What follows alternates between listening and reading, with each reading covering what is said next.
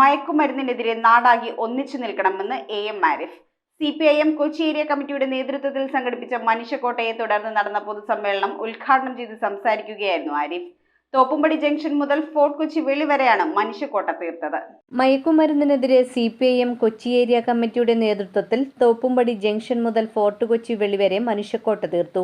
AM Arif ആദ്യ കണ്ണിയായി. PS Rajam, KJ Antony, CD Nandakumar, AK Anoop Kumar, KA Ajesh, KP Prathapan, Benedict Fernandez, MK Abhi, MM Francis, TM Ismail, Soni K Francis, Smitha Aloysius എന്നിവർ മനുഷ്യക്കോട്ടയിൽ കണ്ണിചേർന്നു. പൊതുസമ്മേളനം AM Arif ഉദ്ഘാടനം ചെയ്തു. നമുക്കറിയാം, നമ്മുടെ നാടിനെ ആകെ നശിപ്പിക്കുന്ന ഒരു മാരക വിപത്താണ് മയക്കുമരുന്ന്.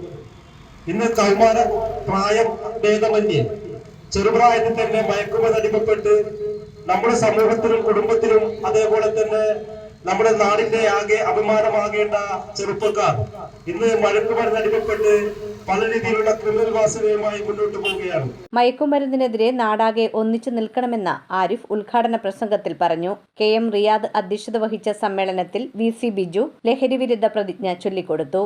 News bureau, Kochi.